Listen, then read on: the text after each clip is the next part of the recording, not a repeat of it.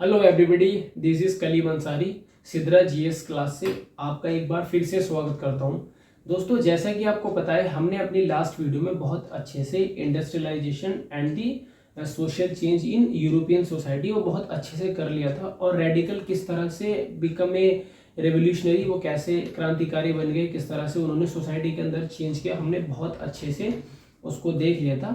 तो दोस्तों, अभी तक हमने जितनी भी क्लासेस बनाई है या जितनी भी क्लासेस शूट की है, उसमें हमने अपने ऑडियंस से किसी तरीके का कोई टारगेट नहीं रखा या उनसे हमने कोई अपनी बात शेयर करने की कोशिश नहीं की। जैसा कि आपको पता है, सबसे पहले तो थैंक्सफुली कि हमारे जो 200 प्लस सब्सक्राइबर हैं वो हो गए हैं आप सभी के सपोर्ट की वजह से। तो दोस्तों, आज से हम सोच रहे हैं कि हम अपने लेक्चर में है एक पार्टिकुलर टारगेट सेट करके हम अपनी वीडियो बनाएं, ताकि हमें पता चले कि हमारी जो ऑडियंस है वो हमसे कितना ज़्यादा इंटरेक्ट कर पा रही है, वो हमें कितना सुन पा रही है और वो कितना हमें पसंद कर रही है। तो दोस्तों, अब हम जैसे भी कोई वीडियो बनाया करेंगे या कोई भी वीडियो हम बनाया करेंगे, तो उसमें हम क्या करा करेंगे, उसमें हम बताया करेंगे कि दोस्तों इस वीडियो को हम एक टारगेट देते हैं कि इसको इतने लाइक शेयर वगैरह मिले, तो हम सोचे कि हमारा जो वीडियो बनाने का पर्पस है वो कहीं ना कहीं फुलफिल हो रहा है और हमें सपोर्ट मिल रहा है। तो दोस्तों, अभी तक तो हमने किसी वीडियो पे बहुत ज़्यादा कोई किसी तरीके की डिमांड वगैरह कुछ नहीं रखी है, वहाँ पे हमने कुछ कहा नहीं है। और जैसा कि हमारे सब्सक्राइबर जो है वो 200 प्लस हो भी गए हैं, तो अगर हम यहाँ पे कुछ टारगेट रखें तो ऐसा नहीं होगा कि सर सब्सक्राइबर आपके पास है नहीं और आप जो है टारगेट वीडियो पे रख रहे हो, ये तो अच्छी बात नहीं है। तो हम कुछ ऐसे ही करेंगे। तो हमारे 200 सब्सक्राइबर हैं, इस वीडियो पे हम टारगेट रखते हैं कि हमारे जो है इस वीडियो पे 300 या 250 के प्लस व्यू आते हैं, तो इससे हमें पता लगेगा कि हमारी जो ऑडियंस है वो कहीं ना कहीं हमें इंटरेक्ट कर पा रही है और वो हमें पसंद कर रही है। तो बस एक ये छोटी सी आपसे रिक्वेस्ट थी जिसे शेयर मैं करना चाह रहा था, बिकॉज इंटरेक्शन तो इसी को बोलते हैं। आपको कुछ एजुकेशन से रिलेटेड या पढ़ाई से रिलेटेड कोई दिक्कत हो तो आप हमसे कमेंट में बता सकते हैं कि सर ये दिक्कत आ रही है या ये करा दीजिए। आप कहे सर हिस्ट्री तो हो रही है, बहुत अच्छे से समझ में आ रही है, सर आप हमें इकोनॉमिक्स भी कराइए, ज्योग्राफी भी कराइए, पॉलिटिकल साइंस भी कराइए। तो क्योंकि आपको पता है मास्टर वो सब भी करा सकता है और उतने ही अच्छे से करा सकता है। और आपको ऐसा लगेगा कि हिस्ट्री पढ़ के मज़ा आ रहा है तो सर ज्योग्राफी पढ़ा रहे हैं तो और भी मज़ा आ रहा है, और सर पॉलिटिकल साइंस पढ़ाएंगे तो और भी मज़ा आएगा, और इकोनॉमिक्स पढ़ाएंगे तो और भी मज़ा आएगा। तो इस तरीके का इंटरेक्शन आपको मैं देता रहूँगा और आपको इस तरीके की सपोर्ट मिलती रहेगी। और बीच बीच में जहाँ मुझे आपकी सपोर्ट की ज़रूरत होगी तो वहाँ मैं आपको खुल के बोलूँगा, बिकॉज सोशल मीडिया पे यही तो फ़ायदा है कि किसी ने कहा है कि दिल खोल के देखो तो दुनिया खुल जाएगी। तो कोई नहीं, जो मुझे लग रहा था अपनी ऑडियंस से शेयर करना चाहिए और अपने ऑडियंस से बोलना चाहिए कि हमें सपोर्ट करें और हमारे चैनल को बहुत ज़्यादा सपोर्ट करें, जिससे सिद्रा जीएस क्लासेस की जो क्लासेस है या सिद्रा जीएस क्लासेस की क्वालिटी एजुकेशन जो है वो कुछ लोगों तक ही ना रह जाए, बल्कि इसका जो फैलाव है वो हर बच्चे तक पहुँचे, जो भी ट्यूशन वगैरह नहीं पढ़ते हैं, जिनको भी कहीं से कहाँ तक भी ह्यूमैनिटी या साइंस वगैरह के सब्जेक्ट समझने में कोई भी दिक्कत आती है, तो सबको इसका फ़ायदा मिले। बस सिद्रा जीएस क्लासेस की इतनी ही चाह है कि हर एक बच्चे को फ्री में एक क्वालिटी की एजुकेशन मिल सके। बस इतना ही हमारा मोटिवेशन है, और बदले में सिद्रा जीएस क्लासेस आपसे चाहती है इस चैनल को आपका प्यार मिलता रहे, इससे ज़्यादा सिद्रा जीएस क्लासेस आपसे कुछ नहीं चाहता। तो चलो करते हैं स्टार्ट। तो जैसे कि अगर मैं आपसे बात करूं तो हमारे पास एक हेडिंग है, the coming of socialism to Europe. किस तरह से यूरोप के अंदर सोशलिज्म जो है वो आ रहा था, किस तरह से उसका एक्सपेंशन हो रहा था, वो फैल किस तरह से रहा था। तो दोस्तों, इसको मैं थोड़ा अभी एलेबोरेट करने से पहले या डिस्क्राइब करने से पहले मैं आपको सबसे पहले दो विचारधाराओं के बारे में या दो आइडियोलॉजी के बारे में बताता हूँ, जिससे आपको सब कुछ बहुत अच्छे से क्लियर हो जाए। जैसा कि आपको पता है कि आपके सामने दो आइडियोलॉजी आएगी, एक आएगी सोशलिज्म, जिसका मैंने पहले भी जिक्र किया है, और दूसरी आएगी कम्युनिज्म। तो सबसे पहले इन दो को देखते हैं कि ये होता क्या है।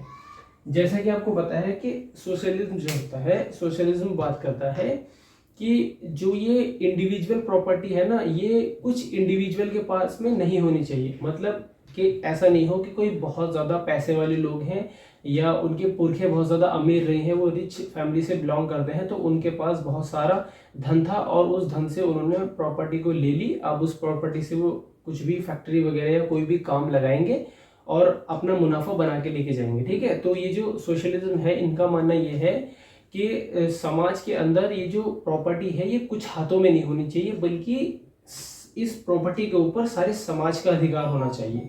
ठीक है, जिससे कि कोई भी धनी व्यक्ति गरीब व्यक्तियों का शोषण ना कर सके, उनका एक्सप्लॉइटेशन ना हो सके। तो इस तरह से जो सोशलिज्म है वो इस तरीके की बात करता है। वो बोलता है कि अगर इस प्रॉपर्टी का डिस्ट्रीब्यूशन हो जाए, मतलब ऐसा हो कि एक प्रॉपर्टी हो और उस प्रॉपर्टी के अंदर एक साझेदार ना हो, एक एंटरप्रेन्योर ना हो, या फिर उसका एक मालिक ना हो, बल्कि बहुत सारे उसके मालिक हो, या बहुत सारी सोसाइटी मिलके उस प्रॉपर्टी के ऊपर कोई बिजनेस या कुछ भी कोई फैक्ट्री वगैरह एस्टेब्लिश करे और फिर उसको चलाए, और उसका जो लाभ हो या हानि हो, जो भी प्रॉफिट एंड लॉस आएगा, वो उसी रेशो में उसको बांट ले जिस रेशो में उनकी साझेदारी है। तो मोस्टली 9th क्लास के अकॉर्डिंग अगर देखा जाए तो 9th क्लास में इसका सिर्फ इतना ही आप यहाँ तक ही समझ के चलिएगा कि सोशलिज्म जो है वो चाहता क्या है, सोशलिज्म की डिमांड क्या होती है। और फिर दूसरा होता है कम्युनिज्म। जैसा कि आपको मैंने पहले ही बताया था कि ये दो ग्रुप थे, एक लिबरल था और एक रेडिकल था। तो हम यहाँ पे सोशलिज्म वालों को जो है वो लिबरल में लेके जा सकते हैं, बिकॉज ये चाहते हैं कि प्रॉपर्टी का डिस्ट्रीब्यूशन कुछ इस तरह से हो कि उसमें सभी की साझेदारी हो या सोसाइटी की साझेदारी हो। और यहीं पे अगर हम बात करें कम्युनिज्म की, जो कि इनको हम बोल सकते हैं कि ये जो है वो रेडिकल है। इनका क्या है कि जिन लोगों के पास भी प्रॉपर्टी है, या जिस फैक्ट्री या जिसकी प्रॉपर्टी के ऊपर कोई भी जो लोग काम कर रहे हैं, जो श्रमिक है या जो मजदूर हैं वो काम कर रहे हैं, जब तक वो ही इन एंटरप्रेन्योरों का या जितने भी ये जमींदार लोग हैं या जिनकी कंपनी है, जिनके पास इंडिविजुअल के पास प्रॉपर्टी है, जब तक इनका तख्ता पलट नहीं करेंगे, इनको ओवरथ्रो नहीं करेंगे, तब तक मजदूरों की जो सिचुएशन है वो अच्छी नहीं हो पाएगी। तो ये एकदम रेडिकल चेंज की बात करते हैं कि जितने भी मजदूर किसी फैक्ट्री या किसी भी कंपनी के अंदर काम कर रहे हैं, मेहनत वो कर रहे हैं, और सारा मुनाफा जो है वो जिसकी जमीन है या जिसने उसमें पैसा लगाया है वो सारा मुनाफा लेकर के जा रहा है। तो जब तक ये ही इसको बिल्कुल खत्म ना कर दे, पूंजीवाद को उखाड़ के ना फेंक दे, तब तक इनकी हालत जो है वो सुधरने वाली नहीं है। तो इस तरह से दो आइडियोलॉजी है, एक सोशलिज्म, एक कम्युनिज्म। तो ये किस तरह से बात करती है मैंने बताया। अगर हम बात करें तो सोशलिज्म ने इतना कहा कि ये जो प्रॉपर्टी है ये इंडिविजुअल की ना होकर के समाज के अंदर डिस्ट्रीब्यूट कर दी जाए, और इसके अंदर जो है बहुत सारे लोगों की साझेदारी हो और वो प्रॉफिट एंड लॉस आपस में मिलके बांट ले। और यही जब कम्युनिज्म की बात है तो कम्युनिज्म बोलता है कि जब तक मजदूर खुद से ही इस जो ये वर्ग है जिनकी इंडिविजुअल के पास ज़मीन है, जब तक इनका तख्ता पलट नहीं करेगा और सारी पावर, सारी प्रॉपर्टी राइट जो है वो अपने हाथ में लेगा, तब तक जो है जो जितने भी लेबर है या श्रमिक है, इनकी जो कंडीशन है वो अच्छी नहीं हो पाएगी। ठीक है, तो अगर हम थोड़ा सा कंपेयर करें कि किस तरह ये जो मार्क्सिज्म है या फिर हमारा ये कम्युनिज्म जो है ये किस तरह से हमारे देश से अलग है, ये बात करते हैं रेडिकल। ये एक तरीके से बात करते हैं हिंसा की। ये बोलते हैं कि किसी भी तरह तख्ता पलटो, यहाँ तक कि अगर मारना भी पड़े तो मार दो और अपनी जो पावर है वो इस्टेब्लिश कर लो। लेकिन अगर हम बात करें अपने देश की, तो हमारे देश का समाजवाद या हमारे देश का जो सोशलिज्म है वो किस तरीके की बात कर रहा था कि हम हमारे सोशलिज्म के एकदम बोले ना कोर में, या बोलते हैं मूल बिंदु जो है वो हमारा पब्लिक का वेलफेयर है कि ज़्यादा से ज़्यादा पब्लिक का वेलफेयर कैसे करा जाए। हमारा देश इस तरीके की बात नहीं करता कि जो इंडिविजुअलों के पास प्रॉपर्टी है उनको छीन ली जाए, या फिर उनको चाहे तो मार के भी उनसे उनका सब कुछ वसूल लिया जाए। हमारा जो सोशलिज्म है वो बात करता है कि हम चुनाव लड़ेंगे, चुनाव जीतेंगे, और चुनाव जीतने के बाद इस तरह की स्कीम या इस तरीके के रूल एंड रेगुलेशन बनाएंगे जिससे ज़्यादा से ज़्यादा समाज का या ज़्यादा से ज़्यादा लोगों का कल्याण हो सके। तो इस तरीके की बात करते हैं। ठीक है, इसका अगर मैं आपको एक बहुत अच्छा एग्जांपल देके समझाऊं तो जैसे कि पता होगा हमारा समाजवाद यूरोप के समाजवाद से, यूरोप के कम्युनिज्म से किस तरह से अलग है, आप इसको थोड़ा सा अच्छे से समझ पाएंगे। जैसा कि आपको पता है 2016 या 17 से पहले 299 रुपये में आइडिया या एयरटेल जो है वो एक रिचार्ज प्रोवाइड करते थे। बोलते थे कि 299 का रिचार्ज कराओ तो आपको एक महीने के लिए 1 GB या 1.5 GB, मान लीजिए 2 GB जितने भी होते थे वो दे दी जाएगी। मतलब 2 ही GB के अंदर लोगों को पूरा महीना चलाना होता था। अब चूंकि एक प्राइवेट कंपनी ये बोल रही थी कि हम जो है सारे देश के अंदर सस्ता नेट जो है वो प्रोवाइड कराएंगे, जो कि हमारा रिलायंस की थी, जिन्होंने जियो का कॉन्सेप्ट लेकर गया। उन्होंने कहा कि ठीक है हम सबको सस्ता प्रोवाइड कराएंगे। अब अगर चाहते तो हमारे जो प्रधानमंत्री है, हमारा भी एक अपना टेलीकॉम सेक्टर है जिसमें हम कर सकते थे कि हम अपने BSNL को ही क्यों ना ज़्यादा अच्छा कर ले, और BSNL से ही हम क्यों ना बहुत अच्छे से लोगों को सस्ता रिचार्ज और सस्ता नेट वगैरह, कॉलिंग वगैरह प्रोवाइड कराएं। लेकिन हमारी सरकार ने क्या किया कि हमारे पास संसाधनों की कमी है, क्योंकि हमारा विकासशील देश है, इमर्जिंग फेज में है, बहुत जल्द विकसित हो जाएगा। भले अभी हम इमर्जिंग फेज में है, तो हम क्या करते हैं कि हम अपने को ना सही करके हम दूसरी कंपनी को भी आने देते हैं। दूसरी कंपनी जब आएगी तो वो कहीं ना कहीं एम्प्लॉयमेंट भी लेकर के आएगी, उससे रोजगार भी बढ़ेगा। तो उन्होंने क्या किया, उसको मना नहीं किया कि नहीं आप तो आ ही नहीं सकते, इंडिविजुअल तो आ ही नहीं सकता, जो बहुत ज़्यादा पैसा वाला वर्ग वो आ नहीं सकता। उन्होंने किस चीज़ पे ध्यान दिया कि वो दूसरा जो है अडानी अंबानी जो भी है वो इस रिलायंस को लेके आ रहे हैं, मुकेश अंबानी, तो उससे क्या होगा, पब्लिक को सस्ता नेट मिलेगा। और जब पब्लिक को सस्ता नेट मिलेगा तो इससे कहीं ना कहीं पब्लिक का वेलफेयर होगा। तो चाहे भले ही वो काम जो है एक प्राइवेट इंडिविजुअल कर रहा है लोगों को सस्ता नेट देने का, लेकिन अल्टीमेटली इससे हो तो अपने देश का फायदा ही रहा है। हमारे देश के लोगों को सस्ता नेट ही तो मिलेगा। तो हमारा जो मूल है, हमारा जो सोशलिज्म का कॉन्सेप्ट है, उसमें हमारा जो कोर है, एकदम जो कोर पाया जाता है, वो हमारा यही है कि हमारा जो है ज़्यादा से ज़्यादा लोगों का वेलफेयर करना है। अब वेलफेयर चाहे जिस तरह से भी हो हम करेंगे, हम इस चीज़ का परहेज कतई नहीं करेंगे कि ये एक इंडिविजुअल स्टैब्लिश कर रहा है कंपनी तो ये कहीं ना कहीं शोषण करेगा। हम देखते हैं कि इससे वेलफेयर हो रहा है या नहीं। आई होप कि आपको जियो के एग्जाम्पल से बहुत अच्छे से समझ में आ गया होगा और आपको पता चल गया होगा कि सोशलिज्म क्या होता है और कम्युनिज्म क्या होता है। अब हम थोड़ा सा आगे बढ़ते हैं। जैसा कि मैंने अपनी हेडिंग बताई है, the coming of the socialism to Europe, किस तरह से यूरोप के अंदर सोशलिज्म जो है वो एक्सटेंड हो रहा था, फैल रहा था। By the mid of 19th century in Europe socialism was a well known body of idea that attracted wide spread attraction. ये एक इस तरीके का एक आइडियोलॉजी बन गई थी जो बहुत ज़्यादा फैल रही थी और पूरे यूरोप में इसको लोग आग की तरह फैला रहे थे और इसको एक्सेप्ट कर रहे थे और इन आइडियाज से जो है वो थोड़ा सा इंटरेक्ट हो रहे थे। इन आइडियाज के लिए उनको कहीं ना कहीं ऐसा लग रहा था कि यही आइडियाज हैं जो अब हमें इक्वालिटी और फ्रीडम वगैरह प्रोवाइड करा सकते हैं। ठीक है, फिर उसी के साथ क्या होता है, why the socialist against private property. जैसा कि मैंने बताया कि जो सोशलिस्ट हैं ये क्यों प्राइवेट प्रॉपर्टी के अगेंस्ट थे, इनके अपने कुछ कहना था। इनका कहना ये था कि एक इंडिविजुअल आता है और वो प्रॉपर्टी पे इन्वेस्ट करता है, कोई कंपनी लगाता है, वो उससे एम्प्लॉयमेंट तो लेकर के आता है, लोगों को काम तो मिलता है, रोजगार तो मिलता है, लेकिन वो क्या करता है, इस अपनी कैपिटल को, प्रॉफिट को गेन करने में लगता है, ना कि लोगों का वेलफेयर करने में। तो इनका जो ये कॉन्सेप्ट है ये एक तरह से देखा जाए तो पूंजीवादी है, ना कि समाजवादी। तो इसी तरीके से फिर सोशलिस्टों का कहना था कि socialist consider private property as the root of all social problem. इन्होंने कहा कि जब तक ये प्रॉपर्टी इंडिविजुअल के हाथ में रहेगी ये प्रॉब्लम्स कभी खत्म नहीं हो सकती। और इन सारी सामाजिक प्रॉब्लमों का जो कारण है वो यही है कि प्रॉपर्टी जो है वो इंडिविजुअल या कुछ लोगों के हाथ में है, गिने चुने लोगों के हाथ में। तो जब तक ये खत्म नहीं करेंगे तब तक समानता जैसी बात की ही नहीं जा सकती। तो इनका कुछ इस तरह से मानना था। Individual own the property that gave the employment, but the property were considered only with the personal gain and not with the welfare. Those who made the property productive, मतलब ये आता है पैसा लगाता है और जस्ट अपना प्रॉफिट बना के निकल जाता है। उन लोगों का क्या, जिन्होंने फैक्ट्री में काम किया है और जिनकी वजह से इतने टाइम प्रॉफिट बढ़ चुका, मतलब मान लीजिए किसी ने 100 रुपये लगाया और उससे वो 1000 रुपये कमा पाया, तो किस तरह से ये 10 गुना ज़्यादा प्रॉफिट बन पाया। इसके पीछे कहीं ना कहीं लॉजिक जो है वो कारण या मेहनत जो है वो तो श्रमिकों की है। तो ये आया 10 रुपये 100 रुपये लगाया और कमा के निकल गया।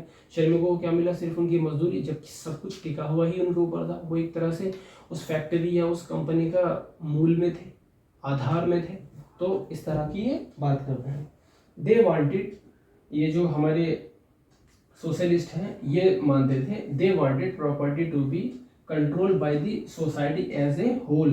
ये जो मतलब प्रॉपर्टी है ये एक इंडिविजुअल के कंट्रोल में ना होकर बल्कि पूरी सोसाइटी के हाथ में होनी चाहिए, जिसपे वो काम करे और इसका जो प्रॉफिट या जो लॉस है वो अपने अपने रेशो में बांट ले। ठीक है, as a whole, not just and the individual, so that more attraction would be paid to the collective for the social interest. इस तरीके का काम किया जाए जिससे ज़्यादा से ज़्यादा सोसाइटी का हित पूरा हो और लोगों का उसमें भला हो। अगर हम सोशलिस्ट किस तरीके की बात कर रहे हैं या वो क्या कहना चाह रहे हैं, अगर उनकी बात को मैं आसान भाषा में समझाने की कोशिश करूँ तो उनका कहना यह है, एक उदाहरण आप ले सकते हैं, अमूल जो मिल्क है, या फिर हम ले सकते हैं मदर डेयरी का। आपने देखा होगा अमूल एक कंपनी तो है, भले ही वो एक इंडिविजुअल की या कंपनी है, लेकिन एक तरह से वो कोऑपरेटिव कंपनी है, क्योंकि उसका बहुत सारे दूध बेचने वाले लोगों से कांटेक्ट है, या बोल सकते हैं उस कंपनी में उन्हीं लोगों का शेयर है जो पशुपालन या दूध वगैरह का काम करते हैं, वो उन्हीं से कंट्रोल में रहता है। तो सारे दूध वगैरह दिन का निकाल करके अमूल के जो एक हेड ऑफिस या जो भी उनकी एक कंपनी होगी वहाँ पे पहुँचाते हैं, फिर वहाँ से प्रोसेसिंग होके वो दूध आता है। तो एक तरह से आपने देखा कि वो लोग सब उसमें लगे हैं और कोई एक बंदा उस कंपनी का ओनर नहीं है, बल्कि वो सारे लोग जो किसान हैं जो दूध रात शाम को निकाल के अमूल को पहुँचाते हैं, वो सभी उसके ओनर हैं। तो वो ऑनर है, तो वो नुकसान और नफ़ा नुकसान जो भी है उसमें वो बराबर के साझेदार हैं। वो एक तरह से पूंजीवादी ना होकर के वो एक तरह से जो है वो कोऑपरेटिव विचारधारा को फॉलो करते हैं और साथ मिल के आगे बढ़ते हैं, और जो इंडिविजुअल के हाथ में प्रॉपर्टी है उसको अपोज करते हैं।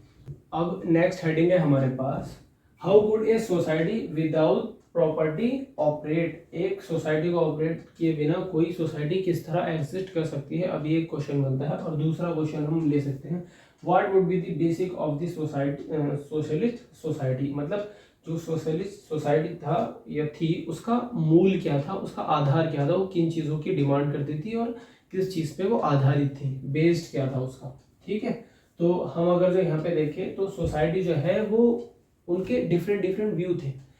सोशलिस्ट के दो व्यू थे, कुछ चाहते थे कि हमें कोऑपरेटिव सोसाइटी को बिल्ड करना चाहिए, कोऑपरेटिव सोसाइटी बनानी चाहिए, और कुछ चाहते थे कि कोऑपरेटिव सोसाइटी अगर है और कुछ लोगों के पास अगर प्राइवेट प्रॉपर्टी है तो इससे क्या दिक्कत पड़ रही है, बल्कि सरकार को कुछ ऐसा करना चाहिए, सरकार को कोऑपरेटिव सोसाइटी को इनकरेज करना चाहिए, और जो ये हमारा कैपिटलिस्ट वाला जो सिस्टम है इनको रिप्लेस कर देना चाहिए और इसकी जगह पे कोऑपरेटिव सोसाइटी को बिल्ड करना चाहिए। तो आइए वो देख लेते हैं डिफरेंट व्यू क्या थे। ये था डिफरेंट व्यू ऑफ सोशलिस्ट। क्या कहते हैं, पहला था some believe in the idea of cooperatives, example Robert Owen, जिन्होंने एक कोऑपरेटिव सोसाइटी को बिल्ड किया था, ठीक है, और बनाया था एक new harmony in Indiana USA. उन्होंने एक कोऑपरेटिव सोसाइटी को बनाया था और उन्होंने जो इंडिविजुअल था उसकी जगह पे बहुत सारे लोगों को उसके अंदर उस प्रॉपर्टी के अंदर साझेदार बनाया, हिस्सेदार बनाया, जिससे कि वो अपना प्रॉफिट एंड लॉस अपने वर्क के अकॉर्डिंग बांट सके। और कुछ लोग क्या चाहते हैं, while other demand that the government should be encourage cooperative society. ठीक है, कोऑपरेटिव सोसाइटी को इनकरेज करे।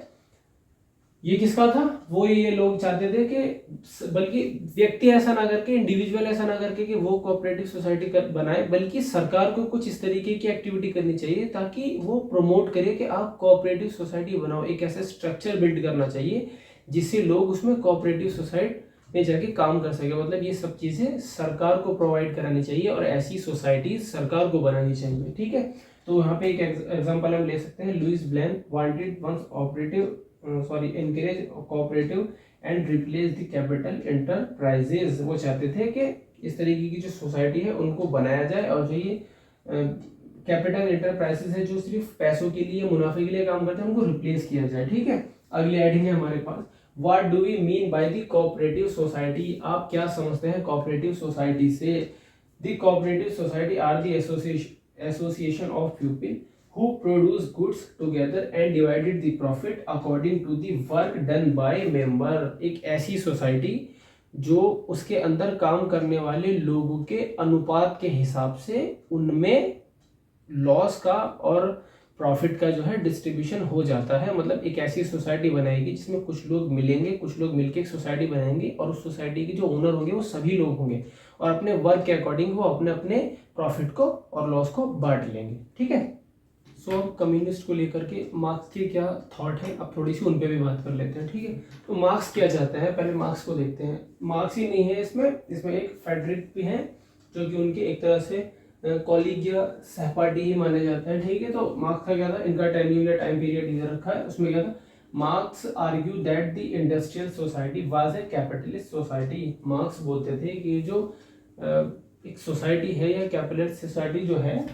ये इंडस्ट्रियल सोसाइटी एक तरह की कैपिटलिस्ट सोसाइटी है जो लोगों का शोषण करती है। Capitalist own the capital, invest in the factory and the profit of capitalist was produced by the worker due to which condition of worker could not improve. तो इनका कहना ये है कि जो कैपिटलिस्ट हैं ये एक प्रॉपर्टी या किसी फैक्ट्री के अंदर अपने कैपिटल को इन्वेस्ट करते हैं और अपना प्रॉफिट बनाते हैं, और उन लोगों की कंडीशन कभी सुधर ही नहीं पाती जो इस प्रॉफिट को प्रोड्यूस करते हैं या बनाते हैं, और जिस वजह से कहीं ना कहीं उनका वेलफेयर वर्करों का हो ही नहीं पाता है। तो इस तरह से अपोज करते हैं कैपिटलिस्ट सोसाइटी को। Worker had to overthrow capitalism and the rule of private property. Worker जब तक इस पूरी सत्ता को उखाड़ के ना फेंक देंगे और कैपिटलिस्ट को एकदम समाप्त ना कर देंगे, तब तक इनकी जो सिचुएशन है वो सही नहीं होने वाली। ठीक है, तो एक तरह से कम्युनिस्ट सोसाइटी के कुछ अपने थॉट है जो कार्ल मार्क्स जो है वो आर्ग्यू करते हैं कि ये क्या सिस्टम हो सकते हैं। तो यहाँ पे लिखाएंगे तो बहुत लंबा है, बिना बात में उसमें टाइम वेस्ट होता है और उसको उतारने में दिक्कत होती है, तो मैं उसको बोल रहा हूँ, आप अपनी सुविधा के अनुसार वीडियो को हल्का करके उसको आराम से सुन सकते हैं। तो मार्क्स उस पर क्या चल रहा है, पहले मार्क्स को देख रहे हैं। तो Marx believe that the free themselves from the capitalist exploitation worker has to control a radically society where all the property was socially control by the worker. एक ऐसी सोसाइटी बनानी चाहिए जहाँ पे सारी जो प्रॉपर्टी है उसको ओन जो है वो वर्कर करे और किसी कैपिटलिस्ट पार्टी का या किसी कैपिटलिस्ट सोसाइटी का उसमें रोल ना रहेगा। तो इस तरह से इन्होंने इस पे अपना विचार दिया है, ये बताया है। अब हम अपनी वीडियो में ये देखेंगे कि किस तरह से सोशलिज्म को सपोर्ट करने वाले कौन कौन से देश थे और कौन कौन से देश सोशलिज्म को सपोर्ट कर रहे थे। तो इसमें क्या होता है अब थोड़ा सा हम वो देख लेते हैं। ठीक है, support for socialism by the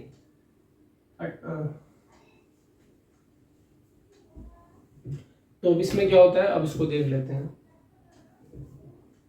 by the 1870 socialist idea spread through Europe. इस तरह से 1870 तक जो है ये सोशलिज्म के जो आइडियाज हैं वो पूरी तरह से आग की तरह फैलने लगे। To coordinate their effort socialist form an international body namely the second international. जब सोशलिज्म इतना एक्सटेंड हुआ, इतना ज़्यादा फैला, उसका इतना विस्तार हुआ, तो वो एक नए नाम से जाने लगा। जैसे ये कैपिटलिस्ट थी, ये दो फर्स्ट इंटरनेशनल बॉडी थी या फर्स्ट इंटरनेशनल। और जब सोशलिज्म आया या सोशलिस्ट सोसाइटी जब बिल्ड हुई, ये आइडियाज जब फैलने लगे, तो इस आइडिया ये जो आइडिया है एक नए नाम से फेमस हुआ जिसका नाम था सेकंड इंटरनेशनल। ठीक है, उसके बाद में worker in the England and Germany began forming association to fight for better living and the working condition. They set up fund to help the member. इन्होंने क्या किया, जर्मनी और इंग्लैंड के अंदर कुछ लोगों ने जो है अपने अच्छे काम करने का एक तरह से ऐसा एरिया हो जहाँ पे अच्छे से काम कर सके और एक ऐसी कंडीशन हो जहाँ पे लोग अच्छे से रह सके, इन चीज़ों की मांग करनी शुरू करी। और जर्मनी में और इंग्लैंड में इन आइडियाओं को बहुत ज़्यादा एक तरह से बोल सकते हैं कि सक्सेस हो पाई है आइडियाज़। वहाँ पे लोगों ने इनको बहुत ज़्यादा समझा, चाहा, ताकि ये आइडियाज़ वो अडॉप्ट कर सके और इन आइडियाज़ के थ्रू वो अपनी जो इकोनॉमिकल कंडीशन या जो एक्सप्लोटेशन जो उनके साथ होता रहा है वो कहीं ना कहीं उसको दूर कर सके। और तीसरा कंडीशन जो थी, उन्होंने they set up fund to help the member. और उन्होंने अपने अपने यहाँ पे एक तरीके की एसोसिएशन या फंड स्टैब्लिश करने तैयार किए, जिससे कि किसी भी मेंबर को या किसी भी देश को किसी तरह की कोई समस्या हो तो उनको फंड दे सके, उनको पैसा मुहैया करा सके, जिससे वो अपने लिए बेहतर ऑप्शन का जो है सिलेक्शन कर सके। तो इस तरह से इन आइडियाज़ के लिए इस तरीके की एक्टिविटीज़ एक तरह से अलग अलग देशों में हो रही थी। एक तरह से देखा जाए तो सोशलिज्म जो है पूरे देश को या पूरे देश को या पूरी दुनिया को तो प्रभावित कर ही रहा था एक तरह से सेकेंड इंटरनेशनल के रूप में। लेकिन इंडिविजुअली अलग अलग देशों की जो भूमिकाएं रही हैं, अलग अलग देशों ने जो इस पर अपनी अपनी प्रतिक्रिया दी है, उसमें इंग्लैंड, जर्मनी, फ्रांस और रशिया, ये बहुत सारे देश थे जहाँ पे इन आइडियाज़ को बोरो किया गया, लिया गया और इन पर काम किया गया ताकि इनको अच्छे से एक्सेप्ट किया जा सके। तो जर्मनी और इंग्लैंड के अंदर इस क्या असर पड़ा, अब वो थोड़ा देख लेते हैं क्या होता है। जर्मनी में क्या होता है, these association work closely with the social democratic party, जिसको हम DSP and help in the win parliamentary seat. मतलब कि एक तरीके की सोशल डेमोक्रेटिक पार्टी जिसको DPSP भी बोलते हैं, वो एक तरह से कोशिश करने लगी किस तरह से वहाँ पे इलेक्शन जीता जाए और किस तरह से वहाँ पे सरकार बनाई जाए। आप इसको अच्छे से ताकि लिख सके या आप अच्छे से बहुत अच्छे से समझ सके, कहीं कोई दिक्कत आ रही है तो मैं इसको दोबारा एक बार पढ़ देता हूँ।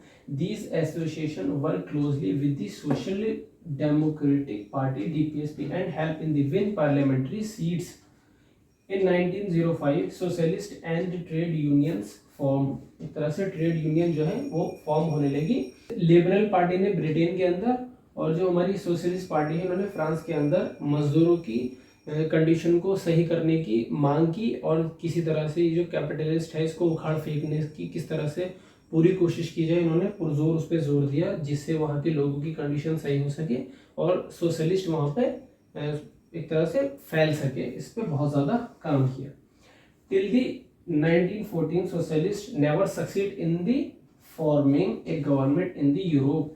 1914 तक वहाँ के लोग जो है सोशलिस्ट जो है वो सरकार बनाने में कामयाब तो नहीं हो पा रहे थे, लेकिन इतना है कि वो लेजिस्लेचर में अपना जो है वो कंट्रीब्यूशन या योगदान वो दे पा रहे थे। मतलब कुछ उनके मेंबर वगैरह जो है वो जीत करके जा रहे थे, लेकिन वो सरकार बनाने के काबिल नहीं हो पा रहे थे। ठीक है, but the ideas and the strong figure did shape the legislature in the parliament. जैसा कि मैंने बताया कि वो जीत भले नहीं रहे थे, लेकिन लेजिस्लेचर में उनका जो है वो योगदान दिखाई दे रहा था। Government continue to run by the conservative, liberal and the radicals. एक तरीके से इसके अंदर जो मिलके या जो जीत के जा रहे थे कुछ लेजिस्लेशन में अपना जो वो रोल वहाँ पे प्ले कर रहे थे, तो वो कहीं ना कहीं कंजर्वेटिव और लिबरल और रेडिकल में से ही वो कुछ लोग थे। दोस्तों, आप सभी के सपोर्ट और प्यार की वजह से सिद्रा GS क्लासेस अपने 200 प्लस सब्सक्राइबर करने में कामयाब हुआ है। हमें पूरी उम्मीद है कि जब तक हम अपना 9th क्लास को कंप्लीट करेंगे तब तक हम अपने 500 सब्सक्राइबर प्लस तक पहुंच जाएंगे। हमें आपके सपोर्ट और आपके प्यार पे पूरा भरोसा है। और दोस्तों, हमें अपना काम करते जाना है, बस करते जाना है और फल की चिंता नहीं करनी, क्योंकि फल देना ऊपर वाले का काम है, ऊपर वाले के हाथ में है। हमें तो सिर्फ आप लोगों का सपोर्ट चाहिए। तो आज के लिए इतना ही रखते हैं। तब तक आप NCERT को रिवाइज करते रहिएगा, मेरे लेक्चर को देखते रहिएगा। लाइक कीजिए, शेयर कीजिए, कमेंट कीजिए और सब्सक्राइब कीजिए। थैंक्स फॉर वॉचिंग एंड जय हिंद।